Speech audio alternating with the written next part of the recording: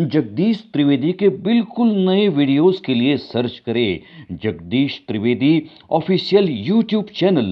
Search करें, like करें, forward करें और हाँ, सब्सक्राइब करना ना भूलें। Jagdish Trivedi official channel. હાસ્ય રસિક મુરબ્બીઓ, માતાઓ, ભાઈઓ, બહેનો અને પુલકાઓનું રવિવારનું રંજન કાર્યક્રમની અંદર હું જગદીશ ત્રિવેદી સહર્ષ સ્વાગત કરું છું.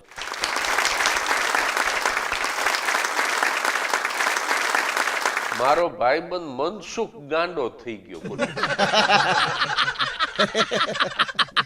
એટલે આમ પાગલપનમાં બીજું કાંઈ નહીં, પણ એક જ લીટી બોલ બોલ કરે. મોટો થઈશ, ગિલોલ બનાવીશ, ચકલા મારીશ. અહીંયા પીન ચોટી ગયેલી.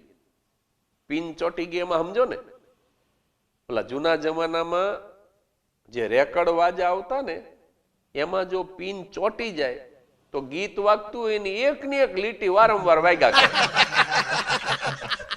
એ આગળ વધે જ નહીં, એને પીન ચોટી ગઈ કહેવાય. એટલે મનસુખની આ પીન ચોટી ગઈ. એક જ લીટી બોલે, મોટો થઈશ, ગિલોલ બનાવીશ, ચકલા મારીશ. એના બાપાને ટેન્શન થયું કે આને કોઈ કન્યા નહીં આપે. તે મને બોલાવ્યો. મને કે જગદીશ તું ફરેલ માણા કહેવાય. તમે એના શબ્દો સાંભળો ને તોય તમને લહેર આવી જાય. અમે સતત ફરતા હોય એના માટે એ મને કે તું ફરેલ કહેવાય. મેં કીધું હું ફરેલ ને તમે ઠરેલ. કામ શું છે એ કહો. મને કે મનસુખાને રિપેર કરાવવા લઈ જાવ પડશે.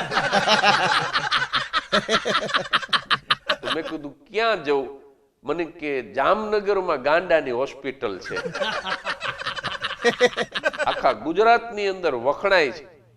મને કે તું કાલ જ સવારે સૌરાષ્ટ્ર મેલમાં મનસુખાન લઈને જા, તારા ભેગો બેરોય આવશે. આ બેરો એટલે મનસુખાના કાકા. ઈ પાછો બે કાને બેરો. એને તો હજી મનમાં એમ જ છે કે આ કાન છે ને એ તો ખાલી ચશ્માની નાનલી ટીંગાડવા જ આપ્યા. આનો બીજો કોઈ ઉપયોગ જ નથી એમ માને છે બેરો. હવે ઈ બેરા કાકાને ભેગા લીધા. હું મનસુખ સુરેન્દ્રનગર થી સૌરાષ્ટ્ર મેલમાં સવારે 8:40 ગોઠવાણા. અમે મનસુખ છે ને એ પાછો આમ જન્મથી રૂપાળો. અમુક માણસો તમે જુઓ આમ જન્મથી જ રૂપાળા હોય, એટલે નાયા ધોયા વગર બેઠા હોય ને તો આપણને એમ જ લાગે કે નાઈ ધોઈને તૈયાર થઈને બેઠો. અને અમુક છે ને એ મારા જેવો પાકો કલર હોય. હું સાહેબ નાઈને બેઠો હોય ને તો એવું લાગે જ નહીં ને કા નાયો હોય છે. હું એક ઠેકાણે મહેમાન થયેલો, તો હું નાઈન બહાર નીકળ્યો ને તો ગરધણી મને શું કે, મને કે હાલો નાઈ લો એટલે પછી નાસ્તો કરી. હવે હું નાઈન નીકળેલો તોય મને કે નાઈ લો. એટલે મેં કીધું આપણે ચોખવટ નથી કરવી. હું બીજી વાર બાથરૂમમાં જતો રહ્યો. મેં કીધું પાણી એનું, ડોલ એની, બાથરૂમ એનું. આપણે એક ડોલ રેડી દો ને એમાં આપણું શું જાય? સાહેબ હું નાઈન બહાર નીકળો એટલી વારમાં એ નાસ્તા વાળો તો દુકાને જતો રહ્યો ને એના બાપા મંદિરેથી આવ્યા. હું બીજી વાર નાઈન નીકળો એના બાપા એક જ સવાલ કર્યો, મન કે કલાકાર હજી નાયા નથી? હું કાંઈ બોલ્યા વગર ત્રીજી વાર જતો રહ્યો. હું શરમમાં 3 વાર નાયો છું. કારણ કે આપણે નાયેલા હોય એવા લાગી જ નહીં.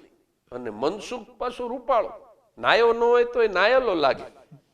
એટલે આમ અમે 3 જણા સૌરાષ્ટ્ર મેલમાં બેઠા હતા, પણ કોકને એમ લાગે કે આ બેરા કાકા ને મનસુખ મને દાખલ કરવા લઈ જાય. અને રાજકોટ રેલવે સ્ટેશને મેલ ઉભો રહ્યો, એમાં કોઈક બહુ મોટા નેતા ઉતર્યા, તે પક્ષના માણસો આવ્યા ને સાફા બાંધેલા ને ખેસ નાખેલા ને અબીલ ગુલાલ ઉડાડે ને ફૂલના હાર પહેરાવ્યા ને, એમાં તો મનસુખ રિહાઈ ગયો. મેં કીધું કેમ તારું મોઢું પડી ગયું? મને કે પ્રોટોકોલ તોડે છે. મેં કીધું એટલે શેનો પ્રોટોકોલ? મને કે હું બેઠો છું ને એને હાર પહેરાવે. પેલા કીધું એ મંત્રી છે અને તું સંત્રી નથી, હજી જંત્રી ભરવાની બાકી છે, અને તું હાલ ભાઈ કીધું. જેમ તેમ કરીને જામનગર પહોંચાડ્યો, ગાંડાની હોસ્પિટલ. એ વખતે તો કઈ કોમ્પ્યુટર હતા નહીં, ચોપડા ખોલીને નામ લખે દર્દીના. ડોક્ટર સાહેબ મોટા હતા, એને રજીસ્ટર ખોલ્યું. અમને ત્રણેયને આમ 3 ખુરશીમાં લાઈનસર બેહાડ્યા. ગાંધીજીના 3 વાંદરા નો હોય એમ, એક બાજુ બેરા કાકા ને વચ્ચે મનસુખો, આ બાજુ ત્રીજો હું બેઠો. ડોક્ટરે ચોપડો ખોલીને કીધું કે દર્દીનું નામ લખાવો. ગાંડાનું લખાવો એમ નો કે, જો વિવેક છે. દર્દીનું નામ લખાવો. મનસુખો સાહેબ કોઈ દી કાંઈ બીજું બોલે નહીં, પણ પાગલ છે ને એ વિચક્ષણ બહુ હોય. તે દિવસે ઓલા ડોક્ટરે કીધું દર્દીનું નામ લખાવો. હું બોલો એ પેલા મનસુખ બોલ્યો લખો જગદીશ ત્રિવેદી. પણ ઓલા ડોક્ટરે તો ધડ દઈને લખી નાખ્યું સાહેબ, અને ગાંડામાં નામ લખાઈ ગયું મારું. મને તો આમ એવો ગુસ્સો આવ્યો, મેં તો ઉભા થઈને મનસુખ નો કોલર પકડી લીધો. તે ડોક્ટર ને વેમ પડી ગયો કે આજ હોવો જોઈએ. કારણ કે એક તો આપણો દેખાવ તો એવો ખરો જ, એમાં પાછો ઉભા થઈને મેં કોલર પકડ્યો એટલે ડોક્ટર ને પાકો વેમ પડી ગયો આજ હોય. ટ્રેન ટ્રેન કરીને બેલ વગાડીને ત્યાં તો 2 મોટા સિક્યુરિટી વાળા આવ્યા, 5 હાથ પૂરા. એક જણાએ મારો જમણો હાથ પકડ્યો ને બીજાએ મારો ડાબો પકડ્યો ને. સાહેબ હું ડાયો છું અને મનસુખ ગાંડો છે એવું સાબિત કરવામાં મને અડધી કલાક લાગી. અડધી કલાકે હું સમજાવી શક્યો કે ભાઈ મને દાખલ નથી કરવાનો બાપા, હું એના ભેગો આવ્યો. અને છેલ્લે તો કંટાળીને મેં વચન આપ્યું કે ભાઈ ભવિષ્યમાં હું આવીશ. આ જે ધંધા આદરા છે આખી દુનિયામાં, વહેલો મોડો મારી છટકી જવાની છે, પણ અત્યારે તમારું કાર્ડ આપો, ભવિષ્યમાં કામ આવશે. અને મને જ આવા મનસુખ ને માંડ માંડ દાખલ કર્યો. અને હું ને બેરા કાકા બે આવ્યા સુરેન્દ્રનગર. 6 મહિના ટ્રીટમેન્ટ લીધી, પણ મનસુખ સાહેબ એટલો બધો ડાયો થઈ ગયો કે એટલો ડાયો તો એની દવા કરી ડોક્ટર નહોતો. બોલો, ડોક્ટર કરતા મનસુખાના ડાપણના ટકા વધી ગયા. બોલો. અને વાતે ગાતે લઈ આવ્યા. એના બાપને એક જ ચિંતા હતી કે આ રૂપિયો વટાવી દેવો. એટલે મનસુખ જેવો રિપેર થઈને આવ્યો અને બીજે દી મોટી પાર્ટી રાખીને પાર્ટી પ્લોટ ભાડે કર્યો. અને એની જ્ઞાતિમાં જેટલી દીકરીઓ ઉંમર લાયક થઈ ગઈ હોય ને એના મા બાપને જ આમંત્રણ આપ્યું. અને સરસ મજાનું સ્ટેજ બનાવ્યું, રિસેપ્શન જેવી ખુરશી મૂકીને પાછું માઇક મૂક્યું, જેમ તેમ નહીં કે જેને પૂછવું એ પૂછો. હવે મનસુખ રિપેર થઈ ગયો છે અને દીકરીઓ જુવાન થઈ ગઈ હોય, એના મા બાપ જ આવેલા. તો બધાને ચિંતા હોય ને, દીકરીને પરણાવવાની તો કયા બાપને ચિંતા ન હોય. એક બેને એના વરને કીધું કે હવે આ આજુબાજુમાં ડાફોરિયા મારવાનું બંધ કરો અને આ બે હાટું હારો મૂર્તિઓ ગોતો. તે ઓલાએ કીધું એ કે ભાઈ હું તપાસ કરું જ છું, પણ મને સારો મૂર્તિઓ મળતો નથી. તેની વહુએ તરત જ કીધું કે મારા પપ્પાએ કઈ હારા મૂર્તિને રાહ નથી.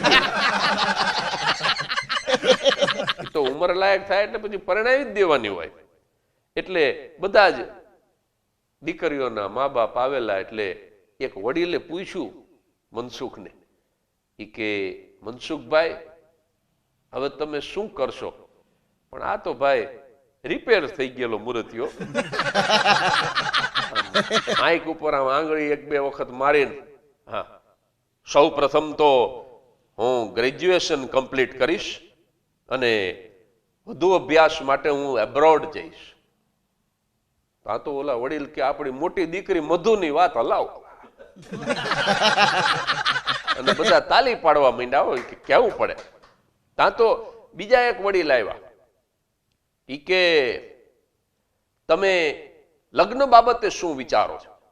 ત્યાં તો મનસુખ વળી પાછું આમ ગળું ખંખેરીને ઈ કે હું સ્ટડી માટે ભલે યુએસ જઉં, કેનેડા જઉં, પણ મેરેજ તો હું મારા પેરેન્ટ્સ બતાવે એવી મારી જ્ઞાતિની કન્યા સાથે જ કરીશ, અહીંયા દેશમાં આવીને લગ્ન કરીશ.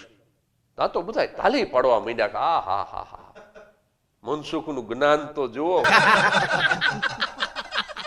જો હું કઈ બોલ્યો ન હોત ને તો તેદી મનસુખાનું ગોઠવાઈ જતું તો.